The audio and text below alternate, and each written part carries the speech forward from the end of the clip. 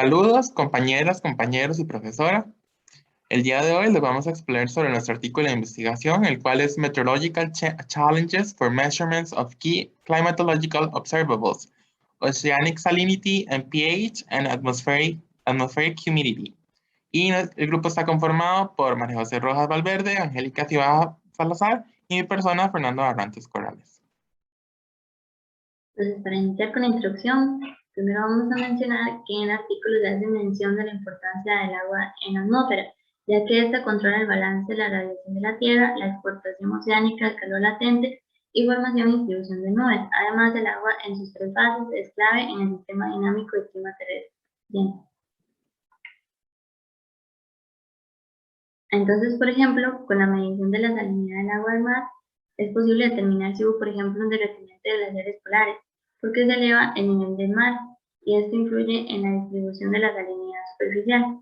También las tendencias en la distribución de humedad, evaporación y precipitación están relacionados con cambios pequeños, pero que son medibles por medio de anomalías en la salinidad de la superficie del mar. También en caso, por ejemplo, el agua es un gran amortiguador para el dióxido de carbono, producido especialmente por medios antropogénicos, por lo que se puede ver el gran riesgo de la acidificación del océano y sus graves daños al sistema marino, por lo que el pH es un parámetro importante asociado con la distribución de carbono inorgánico en el océano. Siguiente.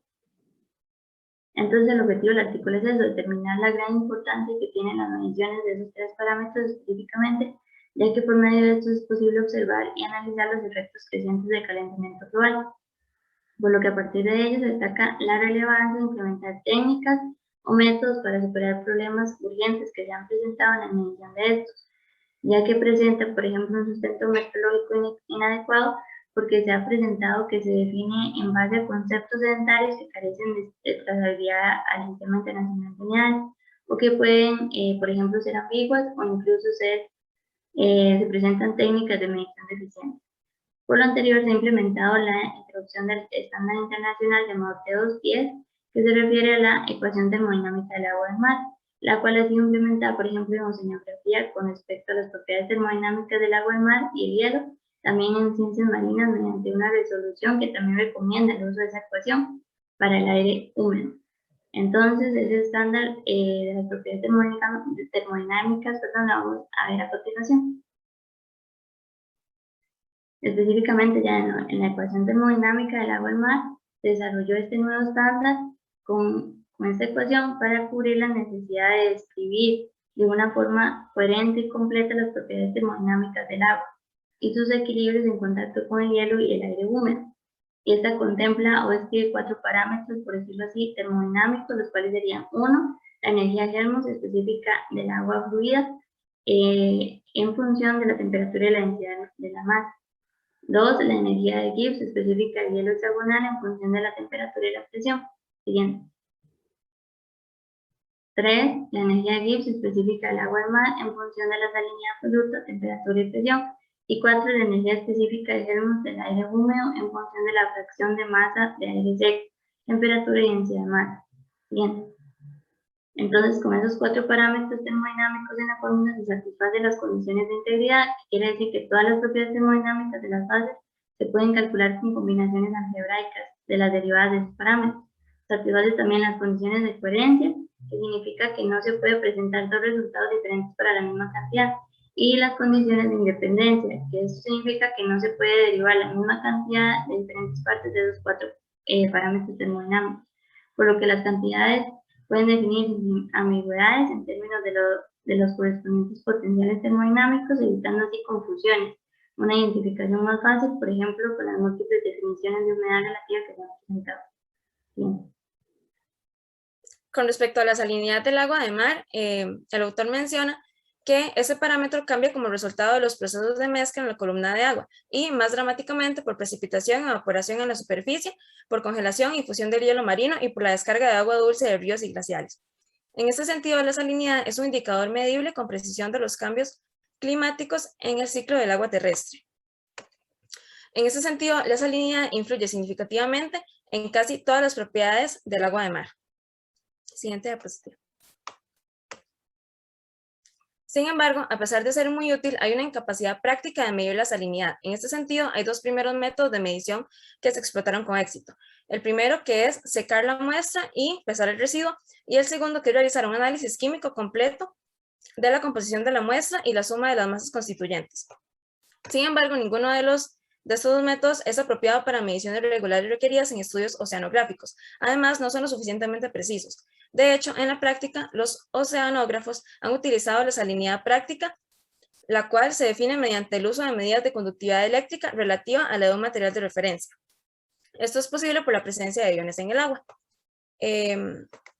Por otra parte, como parte del desarrollo de un método que se vinculara con el Sistema Internacional de Medidas, se desarrolló un método llamado EOS 10, que esto lo que hace es alejarse de la dependencia de la conductividad eléctrica del agua de mar estándar, y este consiste en utilizar los mejores datos estequiométricos disponibles para la composición del estándar de agua, es decir, se utilizan ecuaciones estequiométricas.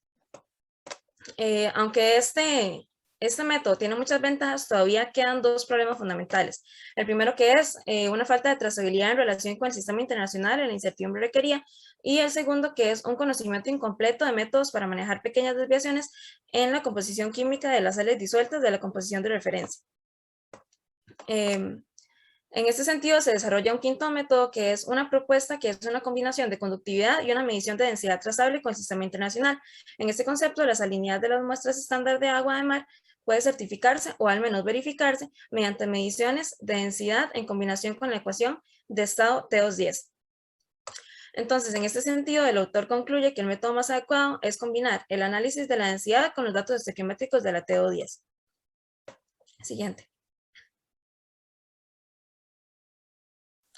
Con lo que respecta al pH del agua de mar, este es un parámetro crítico para caracterizar muchos procesos importantes en el océano, y a su vez estos procesos, se ve afectado por estos procesos. Entonces, en este sentido, en los últimos años, la liberación de dióxido de carbono proveniente de prácticas antropogénicas ha dado como resultado niveles muy altos de dióxido de carbono atmosférico. Esta adición de dióxido de carbono al océano ha reducido en cierta medida el pH de la superficie del océano. Entonces, como nosotros ya sabemos, el pH es el menos logaritmo de la concentración del ion hidrógeno. Sin embargo, esa definición lo limita a actividades de un solo ion y a procedimientos en medios de baja fuerza iónica, lo que hace que para la medición de este parámetro, digamos, para medir el pH en lo que es el agua de mar, causa problemas, ya que el agua de mar tiene una alta fuerza iónica, y esos problemas a su vez aumentan el nivel de incertidumbre. Por esto, se han introducido una variedad de cantidades similares al pH relacionados, pero diferentes, definidas operativamente. Entonces, como resultado de evaluaciones críticas, se sugieren los siguientes pasos para mejorar con respecto a las mediciones de pH. Siguiente.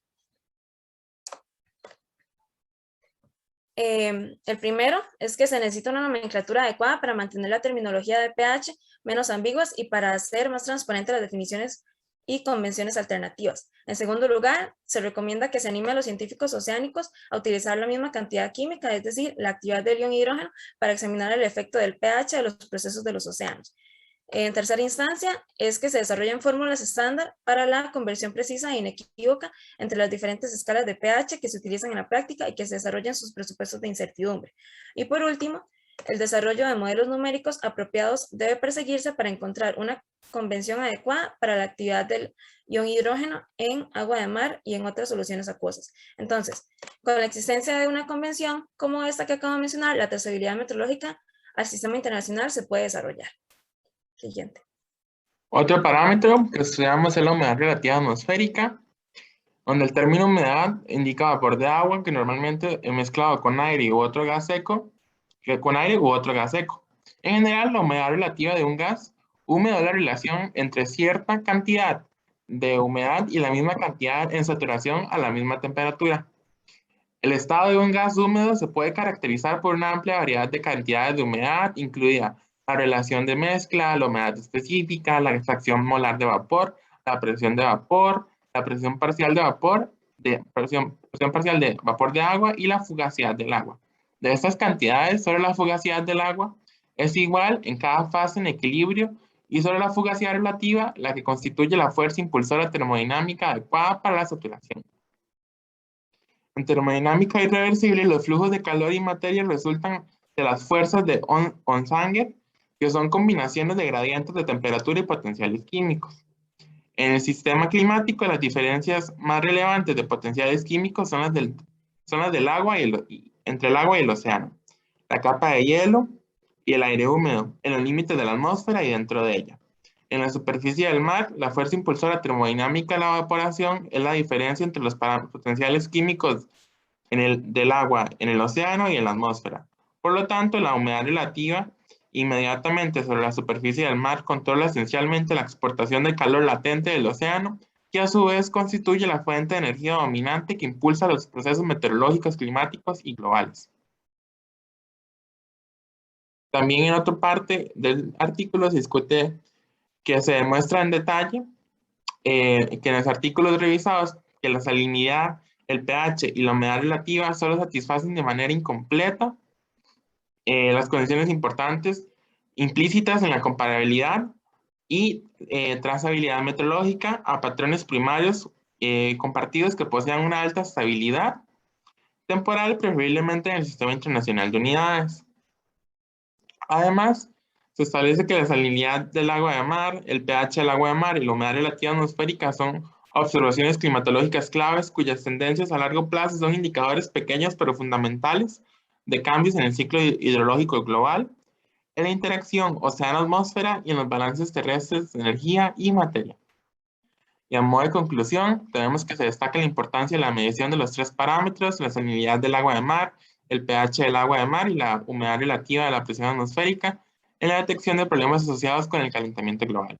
También se determina la gran relevancia que presenta un adecuado sustento meteorológico en la medición tanto de estos tres parámetros como en todas las mediciones que se realicen, donde se destaca específicamente la importancia de su trazabilidad al sistema internacional.